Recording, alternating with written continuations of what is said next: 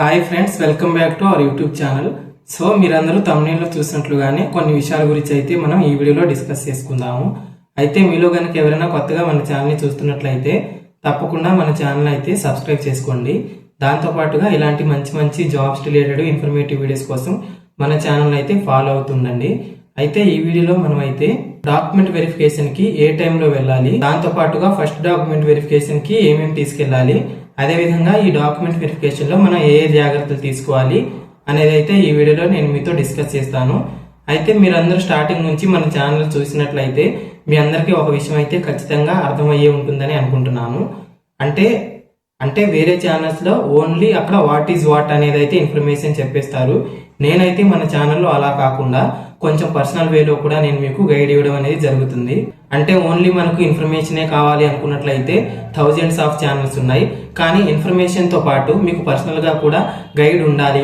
మన ఛానల్ ద్వారా genuine information తో పాటుగా ఈ సొసైటీలో ఎలాంటి ప్రాబ్లమ్స్ లేకుండా ఈ డాక్యుమెంట్ వెరిఫికేషన్స్ కానీ, ఈ స్టేయింగ్ సర్వేయింగ్ కానీ, అలాగే నార్త్ స్టేట్ లో మీరు జాబ్ చేస్తున్నట్లయితే అక్కడ ఏ విధంగా ఉండాలని కానీ, పర్సనల్ వేలో ప్రతి గైడ్ కానీ మన ఛానల్ ద్వారా నేనైతే ఇవ్వడం జరుగుతుంది. ఇది మీకు ఆల్రెడీ అర్థమైందని అనుకుంటున్నాను.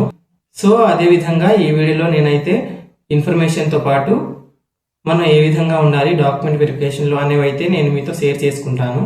మనం ఇంకా లేట్ చేయకుండా టాపిక్స్ అయితే స్టార్ట్ చేసుకుందాము.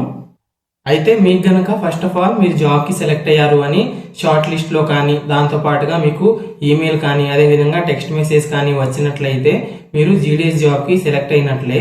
దాని తర్వాత మీరు డాక్యుమెంట్ వెరిఫికేషన్ కి అటెండ్ అవ్వాల్సి ఉంటుంది. ఫస్ట్ డాక్యుమెంట్ వెరిఫికేషన్ అనేది మీరు అప్లై చేసినటువంటి డివిజన్ ఆఫీస్ లోనే మీకు కండక్ట్ అవ్వడం జరుగుతుంది. సో ఈ డాక్యుమెంట్ వెరిఫికేషన్ కి మీరైతే ఆన్ టైమ్ లో వెళ్లాల్సి ఉంటుంది.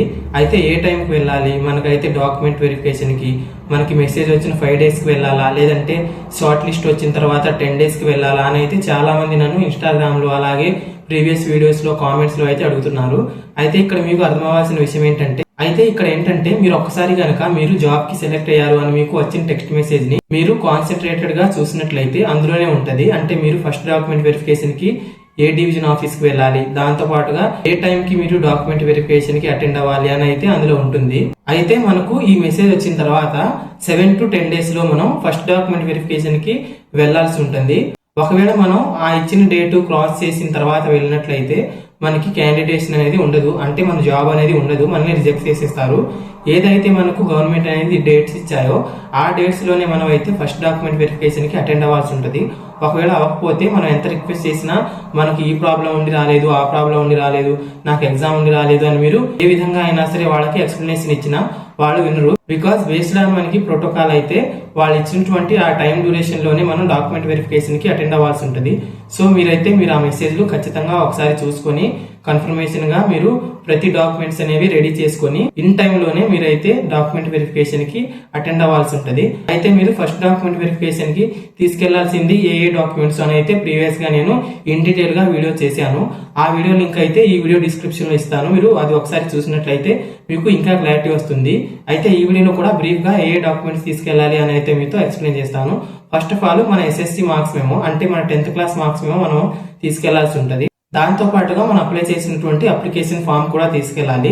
అదే విధంగా మన ఆధార్ కార్డు, అంటే ఐడెంటిటీ కోసం మన ఆధార్ కార్డు మనం తీసుకెళ్లాల్సి ఉంటుంది. దాంతో పాటుగా మన క్యాస్ట్ సర్టిఫికేట్ అన్నా కమ్యూనిటీ సర్టిఫికేట్ అన్నా ఒకటే. అయితే క్యాస్ట్ సర్టిఫికేట్ కూడా తీసుకెళ్లాల్సి ఉంటుంది. మీ పాస్పోర్ట్ సైజ్ ఫొటోస్ ఒక 3 to 4 అనేది మీరు తీసుకెళ్లాలి. అదే విధంగా ఒక బ్లూ పెన్ తీసుకెళ్లాల్సి ఉంటుంది ఖచ్చితంగా. దాంతో పాటుగా మనం గవర్నమెంట్ డాక్టర్ నుంచి చెకప్ చేయించుకొని మెడికల్ సర్టిఫికేట్ అనేది తీసుకెళ్లాలి. అయితే మనకి ఈ మెడికల్ సర్టిఫికేట్ ఫార్మేట్ అనేది ఎక్కడ దొరుకుతుంది అన్నట్లయితే మీరు ఒకసారి ఆన్లైన్ లో సెర్చ్ చేసినట్లయితే, అంటే medical certificate for GDS job అని, లేదంటే మీరు మెడికల్ సర్టిఫికేట్ ఫర్ జాబ్స్ అని, లేదంటే ఏదైనా సరే జస్ట్ మెడికల్ సర్టిఫికేట్ అని మీరు టైప్ చేసినా వచ్చేస్తుంది. దాంట్లో మీరు మీ డీటెయిల్స్, అదే విధంగా మీ పేరెంట్ డీటెయిల్, మీ అడ్రస్, సిగ్నేచర్, మీ ప్లేస్ ఇవన్నీ రాసి డాక్టర్ అది ఫిల్ చేసి మీకు చెకప్ చేసి ఆయన సిగ్నేచర్ స్టాంప్ పెట్టి మీకు మెడికల్ సర్టిఫికేట్ అనేది ఇస్తారు. ఆ సర్టిఫికేట్ కూడా మీరు ఫస్ట్ డాక్యుమెంట్ వెరిఫికేషన్ కి తీసుకెళ్లాల్సి ఉంటుంది. ఇది కూడా మీకు అర్థమైందని అనుకుంటున్నాను. అయితే సెంట్రల్ క్యాస్ట్, దాంతో పాటుగా ఇన్కమ్ సర్టిఫికేట్, అదే విధంగా రేషన్ కార్డు, పాన్ కార్డు ఇలాంటివి అయితే మనకు ఫస్ట్ డాక్యుమెంట్ వెరిఫికేషన్ కి అవసరం లేదు. ఓన్లీ మన 10th class మార్క్స్ మేమో, మన ఆధార్ కార్డు, మన అప్లికేషన్ ఫామ్, మన ఫొటోస్, దాంతో పాటుగా మన మెడికల్ సర్టిఫికేట్, మన క్యాస్ట్ సర్టిఫికేట్ ఇవైతే మనం తీసుకెళ్లాల్సి ఉంటుంది ఫస్ట్ డాక్యుమెంట్ వెరిఫికేషన్ కి. సెకండ్ డాక్యుమెంట్ వెరిఫికేషన్ కి ఏమేమి తీసుకెళ్లాలి, ప్రాసెస్ ఏంటి అని అయితే నేను నెక్స్ట్ వీడియోలో క్లియర్ గా మీకు ఎక్స్ప్లెయిన్ చేస్తాను. అయితే ఇప్పుడు ఏవైతే నేను చెప్పానో ఆ డాక్యుమెంట్స్ అన్ని కూడా మీరు రెండు జిరాక్స్ పేపర్లు తీసుకెళ్లాల్సి ఉంటుంది.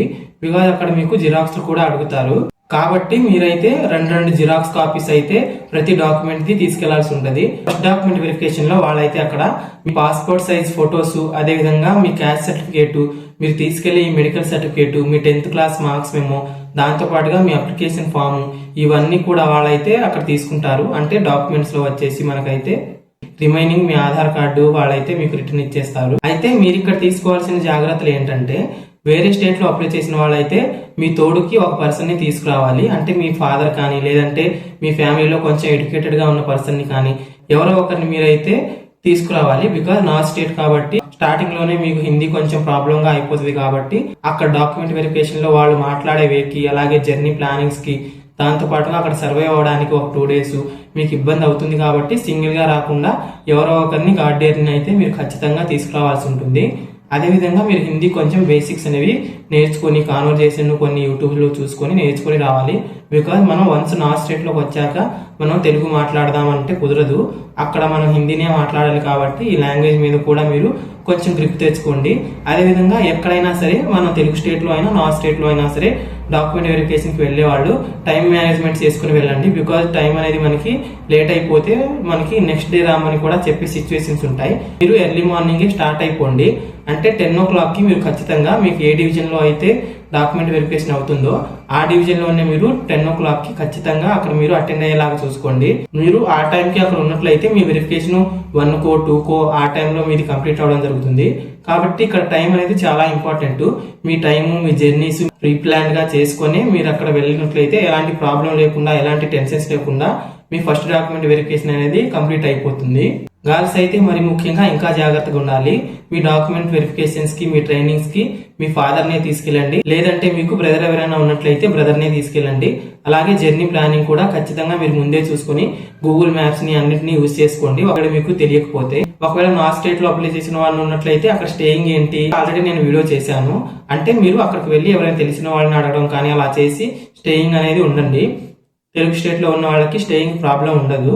అదే విధంగా మీరు ఫస్ట్ డాక్యుమెంట్ వెరిఫికేషన్ లో తీసుకోవాల్సిన ఇంకొక key points in the sense ఇంకొక ఇంపార్టెంట్ మ్యాటర్ ఏంటంటే అటెస్టేషన్ ఫామ్స్. నేను ప్రీవియస్ వీడియోలో చెప్పాను, కానీ ఒకవేళ మీలో ఎవరైనా చూడలేదేమో అనుకుని అవన్నీ కూడా ఇందులోనే ఇంక్లూడ్ చేసేస్తున్నాను. అంటే మీరు అటెస్టేషన్ ఫామ్స్ తీసుకునేటప్పుడు ఆ అటెస్టేషన్ ఫామ్స్ లో మనకి 3 అండర్టేకింగ్, ఒక డిక్లరేషన్ ఉంటుంది. ఈ 4టిని మీరు నోటరీ తీసుకురావాలి, లేదంటే జస్ట్ ఫిల్అప్ చేసుకుని వస్తే సరిపోతుందా అని అయితే మీరు కనుక్కోండి. ఎందుకంటే వాళ్ళు ఇచ్చే అటెస్టేషన్ ఫామ్స్, ఈ డిక్లరేషన్, అండర్టేకింగ్ ఫామ్స్, ఈ సెంట్రల్ క్యాస్ట్ ఫామ్స్, ఇవన్నీ కూడా మనం సెకండ్ డాక్యుమెంట్ వెరిఫికేషన్ కి తీసుకెళ్ళాలి. ఈ ఫామ్స్ అన్ని మీకైతే ఫస్ట్ డాక్యుమెంట్ వెరిఫికేషన్ లోనే ఇస్తారు వాళ్ళు అక్కడ. కాబట్టి ఈ అండర్టేకింగ్, డిక్లరేషన్ కి మీరు నోటరీ సర్టిఫికేట్స్ తీసుకురావాలా, లేదంటే అవసరం లేదా అని అయితే మీరు ఎక్కడైతే డాక్యుమెంట్ వెరిఫికేషన్ అవుతుందో ఆ డివిజన్ లో ఖచ్చితంగా అడిగి తెలుసుకొని దాని తర్వాత ఫర్దర్ ప్రాసెస్ అనేది మీరు ప్రొసీడ్ అవ్వండి. ప్రతి ఇన్ఫర్మేషన్ మీరు తెలుసుకొని జాగ్రత్తగా మీరైతే ప్రాసెస్ అనేది కంప్లీట్ చేసుకోండి. మీరు ఇవి తెలుసుకోకుండా చేసినా సరే ఏం కాదు, కానీ మీకు ఫ్యూచర్ లో రిజెక్ట్ అయ్యే ఛాన్స్లు, దాంతో పాటుగా మీరు టెన్షన్ గా ఈ డాక్యుమెంట్ ప్రాసెస్లు కానీ, ఈ ట్రైనింగ్ ప్రాసెస్లు కానీ ఇవన్నీ చేసుకోవాల్సి వస్తుంది. మనకు అవైలబుల్ లో ఉంది కాబట్టి ఇన్ఫర్మేషన్ మీరు తెలుసుకొని ప్రొసీడ్ అవ్వడంలో ఎలాంటి తప్పు లేదు. నాకైతే ఆ టైంలో చెప్పేవాళ్ళు ఎవరు లేరు. ఇప్పుడు నేను మీకు ప్రతిదీ పిన్ టు పిన్ చెప్తున్నాను. ఐ హోప్ ఈ వీడియోలో మీకు మంచి ఇన్ఫర్మేషన్ తెలిసిందని అనుకుంటున్నాను. ఇంకా స్టిల్ ఈ వీడియో రిలేటెడ్ ఇంకెలాంటి డౌట్స్ ఉన్నట్లయితే మీరు తప్పకుండా కామెంట్ చేయండి. మీ ప్రతి ఒక్కరి కామెంట్ కి రిప్లై ఇచ్చి మీ డౌట్స్ అన్నిటిని క్లారిటీ చేయడానికి ట్రై చేస్తాను. నెక్స్ట్ ఇంకొక మంచి ఇన్ఫర్మేటివ్ వీడియోస్ తో త్వరలో మీ ముందుకు వస్తాను. అంతవరకు సెలవు, బాయ్ బాయ్.